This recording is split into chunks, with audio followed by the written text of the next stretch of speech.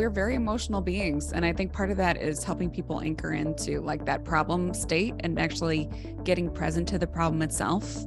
That really is an emotional process. Yeah. And then highlighting that gap.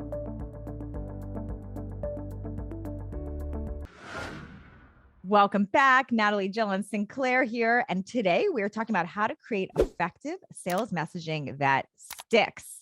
So lots to discuss here, but we came up with the three main things that you want to make sure that you take away, because we're all about what are the takeaways for right now today that you can start implementing into your life to level up your sales game in a big way. So Sinclair, why don't you kick us off? What are the first two?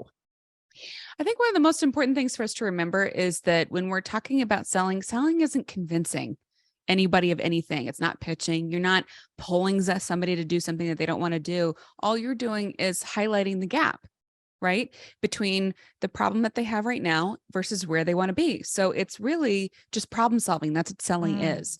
So by highlighting the gap and describing their problem accurately, and then helping to, elicit the vision that they want to be experiencing instead, that's how you get sales messaging that sticks. It's super clear, very concise, and very resonant emotionally, right?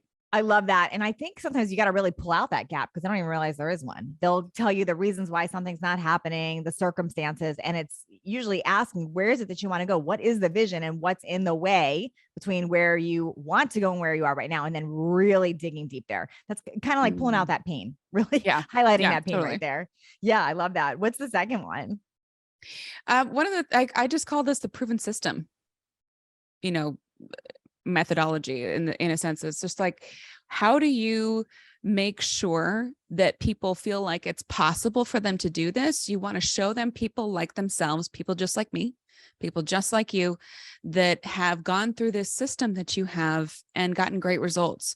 They don't want to be your experiment, right? And they also don't want to be at the top of the class. They want to know that they can be struggling and not so good at getting a result and still go through your proven system and be successful, whether that's about something health-wise, business-wise, anywhere in their personal life, whatever you're selling. It needs to be a proven system that's reassuring. They need to be able to see stories of people just like them that actually got to get those great results as well.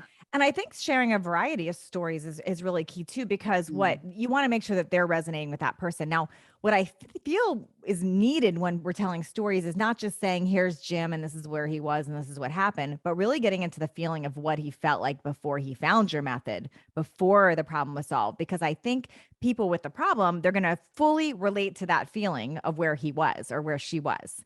So I love what you said there about that proven system, and then really getting into the heart of it and connecting it with a deep story of how they felt before they figured out the solution. Oh, I think you just said something really important there. It's its own point, isn't it? So can you elaborate on that a little more? Yeah. So I would say, and this brings us into point number 3, to be honest with you, it's really that people will always buy with emotion and justify with logic.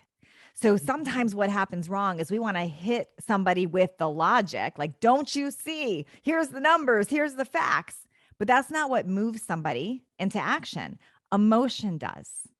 So we want to get into somebody's heart, out of their head, into their heart, into that space of emotion. And that's what brings people to the yes. That's what brings people to the next step. And then later you justify with logic. If you don't believe me on this, think of the last time you made any purchase, like literally any purchase. Did you buy on logic or emotion? I would be willing to bet most of your purchases have been on emotion. Oh, I'm very instinctual. I don't even pretend to buy with logic. Yeah. No. Yeah. I mean, we do buy some things with logic, but I just think of the examples of going to a store. If you look at a price first, you're less likely to buy it than if you just try something on, or you're really considering it and you're looking at it. Or think about how if someone just tells you their coaching package is $50,000, you might not even entertain the conversation, but you start hearing about 5 entrepreneurs, having massive success with them, and you see the transformation and you get the story and you know where they were before they found that coach. You're like, how do I work with you? I don't care what it costs. Because they can see the emotional journey of the transformation itself. Because you're making that decision on emotion and then you justify with logic later. It happens every time.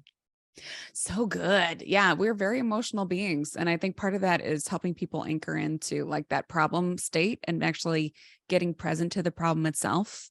That really is an emotional process. Yeah. And then highlighting that gap. between So that and the solution. how to create effective sales messaging that sticks. There's a lot of ways, but I'm just going to circle back to those three, really the three ones that we just talked about. Highlight the gap. Make sure you really point out where is it they want to go, what's in the gap between where they are right now and where they want to go. Help them see that gap. Make sure you've got a proven system that you are sharing testimonials, you're sharing the journey, you're sharing stories, you're getting into their heart there. And then remember that people buy because of emotion and they justify with logic. And then you've got this.